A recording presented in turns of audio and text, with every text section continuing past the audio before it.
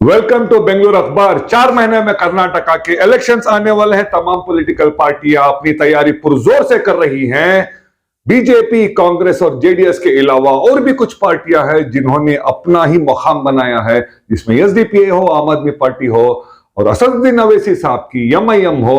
आज हमारे साथ इसी बारे में बात करने के लिए एक इंपॉर्टेंट अपडेट आपको देने के लिए हमारे साथ मौजूद है कर्नाटका में जनरल सेक्रेटरी मजहर साहब। इनसे बात करते हैं। सर, वेलकम टू बेंगलुरु अखबार। दोबारा से कई बार हमने आपको कई चीजों पे बात किया है। 4 महीने में इलेक्शन है जी। क्या ऑल इंडिया मजलिस इत्तेहादुल मुस्लिमीन कर्नाटका में इलेक्शन लड़ेगी या नहीं लड़ेगी? अस्सलाम वालेकुम रहमतुल्लाहि व बरकातुहू। देखिए साहब, पहले तो ये बता दें, ऑल इंडिया मजलिस इत्तेहादुल मुस्लिमीन एक सियासी जमात है, एक पॉलिटिकल पार्टी है और एक पॉलिटिकल पार्टी का जमहूरी हक होता है कि वो मुल्क की जमहूरी इलेक्शंस में भाग ले और उसके अंदर पार्टिसिपेट करे। और पार्टी का प्रेजेंस, माशाल्लाह हमारा प्रेजेंस करीब करीब 9 साल से कर्नाटक रियासत में है और अल्हम्दुलिल्लाह हमने काफी सारे काम किए हैं। काफी सारी जगह हमारे कॉर्पोरेटर्स हैं, वो हुबली हो, बेलगाम हो, धारवाड़ हो, दीगर अलग अलग जगह हमारे कॉर्पोरेटर्स भी हैं। तो इससे यह मालूम होता है कि हमने अपनी कदम यहाँ पे जमा लिया अल्हम्दुलिल्लाह। तो मजलिस इत्तेहादुल मुस्लिमीन बैरिस्टर असदुद्दीन ओवैसी साहब की सदारत में इंशाअल्लाह, उनके गाइडेंस में इंशाअल्लाह कर्नाटका के रियासती इलेक्शंस में, असेंबली इलेक्शन में भरपूर और इंशाअल्लाह फुल्ली हम इलेक्शन लड़ेंगे। मैं इसलिए आपसे सवाल पूछा कि आज की एक ताजा खबर ये फैल रही है शहर बेंगलोर में जी कि आपके सिटी के प्रेसिडेंट, चामराजपेट के एमएलए बीजेड जमीर अहमद खान और कर्नाटका के फॉर्मर चीफ मिनिस्टर सिद्धरामैया की क़यादत में कांग्रेस को ज्वाइन कर लिया। इसका मतलब बेंगलुरु से एमआईएम पार्टी खत्म। कहां तक सच है? अब लॉटरी, कंग्रेचुलेशन। तो एमआईएम खत्म बेंगलुरु में आज के बाद? कंग्रेचुलेशन। किसको कंग्रेचुलेशन? कंग्रेचुलेशंस नहीं बोला मैंने, कंग्रेचुलेशन बोला। अच्छा, congratulation, new word in dictionary. इसलिए मैं ये बात बोल रहा हूं आपको, ये बात मैं मजाकिया तौर में नहीं बोल रहा हूं, मैं पूरे होश और हवास में बोल रहा हूं। ये बात इसलिए बोला क्योंकि पहली बात, आपके कैमरा की नजर अगर हमारे बैनर पे है तो इस बैंगलोर डिस्ट्रिक्ट के सदर के Mohammad Sharafuddin, you can see it, yes, यहां का मैं जनरल सेक्रेटरी हूं बैंगलोर डिस्ट्रिक्ट का, मजहर शरीफ। क्या आपने हमें देखा वहां पे? क्या आपने के मोहम्मद शरफुद्दीन साहब को देखा आपने वहां पे? इसीलिए आपके पास पहुंच गए। इसीलिए साहब को देखिए, पहले ये बता दें, आपको बता दूं पहले, कांग्रेस एक ऐसी पार्टी हो चुकी है जो बौखलाहट में चल रही है।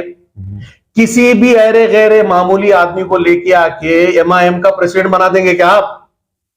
हाँ, जाहिल है आप।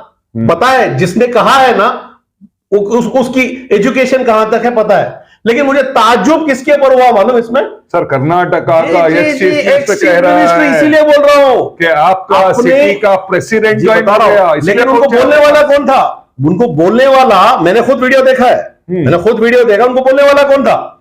मुझे ताज्जुब ये हो रहा है, एक ex chief minister of Karnataka, educated आदमी है, bye education is an advocate, 13 times finance minister, full time chief minister, पूरे 5 साल जो ने गुजारा। काफी सालों के बाद कर्नाटका में कोई सीएम 5 साल गुजारा। तो ऐसे आदमी को चाहिए था कि किसी एक पार्टी के बारे में, छोटी मोटी पार्टी नहीं है एमआईएम, कोई ऐसी वैसी पार्टी नहीं है, जिसका सदर बैरिस्टर असदुद्दीन ओवैसी है, जिसके हवाले से आज द मोस्ट इन्फ्लुएंशियल पीपल में जब आती है बात तो असदुद्दीन ओवैसी का नाम आता है, राहुल गांधी का नहीं आता है, सिद्धरामैया का नहीं आता है। समझ रहे हैं? बैरिस्टर असदुद्दीन ओवैसी नाम सुनते ही खत्म कि इनकी औकात नहीं है उनके सामने खड़ के बात करने की। हॉनेस्ट बात बोल रहा हूं सर, थोड़ी हार्श लग रही होगी, आई एम सॉरी टू से, but the fact is that barrister Asaduddin Owaisi साहब कहां है, आप कहां हो? हाँ, तो आप एक एजुकेटेड आदमी होते तो पहले इंफॉर्मेशन कलेक्ट करते, क्या ये सही में कोई लीडर है क्या? किसी अरे गहरे को आदमी को लेके आके आप शॉल पिना के एमआईएम का प्रेसिडेंट बता रहे हो तो मैं मान लूं, मान लेंगे हम। आखिर वो बंदा है कौन है, किसे मालूम? कोई मेंबर होगा उस, देखिए एमआईएम के मेंबर पूरे बैंगलोर शहर में, पूरे कर्नाटक में, पूरे हिंदुस्तान में है। पूरे हिंदुस्तान में मेंबर्स हैं। एमआईएम को चाहने वाले, एमआईएम से नफरत करने वाले दोनों हैं।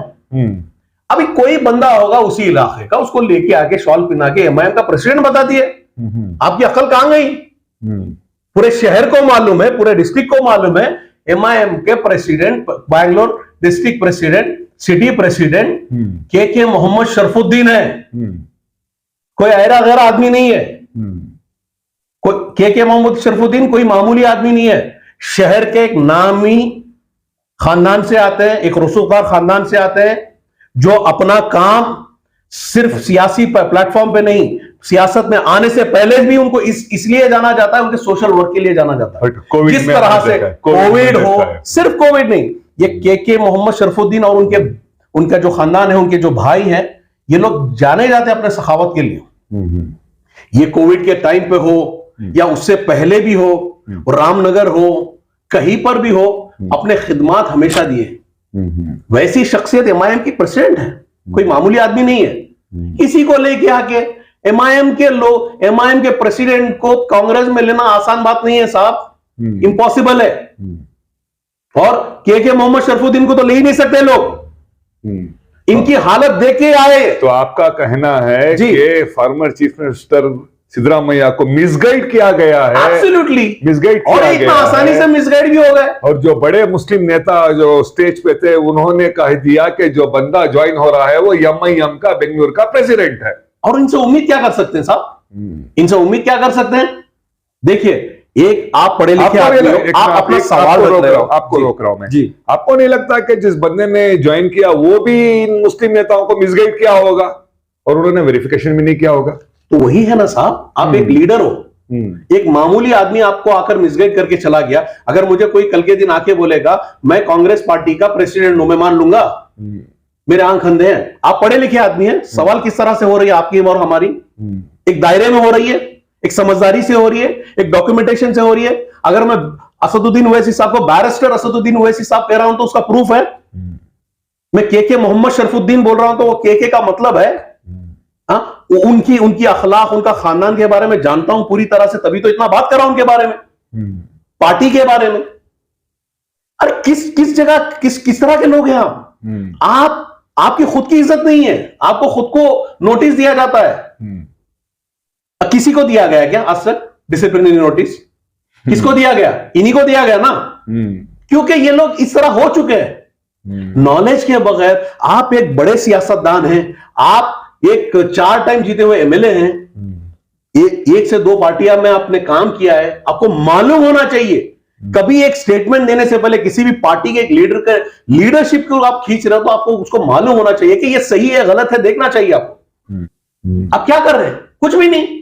गरीबों की हालत दिन बर दिन खस्ता होती ही जा रही है। वो छोड़कर आप बेकार में इनको ले लिया, झूठे एलिगेशंस लगा के, झूठे फॉल्स रूमर्स फैलाकर। आप साबित क्या करना चाह रहे हैं? आपने काम क्या किया है? आपका रिपोर्ट कार्ड रखे ना, आप रिपोर्ट करें डेवलपमेंट में आपने क्या किया। इस बारे में हम बहुत जल्द वीडियो बनाएंगे। आज हम आपसे खुलासा ये लेने आए थे, क्या बेंगलुरु में एमआईएम खत्म हो चुकी है? अभी आपने उसकी वजाहत कर दी है। Thank you so very much Mazhar भाई। तो ये थे एमआईएम के जनरल सेक्रेटरी मजहर भाई, जिन्होंने कहा कि आज की जो वहां पर कांग्रेस के प्रोग्राम में जितने लोगों ने शमूलियत इख्तियार की, उसमें सिद्धरामैया ने खुद बताया कि आज बेंगलुरु सिटी के प्रेसिडेंट एमआईएम के ज्वाइन होने वाले हैं। ये फेक न्यूज है। तो बेंगलुरु अखबार का यही काम है, सच दिखाना, जो फेक होता है उसका पर्दाफाश करना। बकाया खबरों के लिए आप जुड़े रहिए बेंगलुरु अखबार के साथ। मैं हूं आपके साथ अशफाक अहमद सिद्दीकी।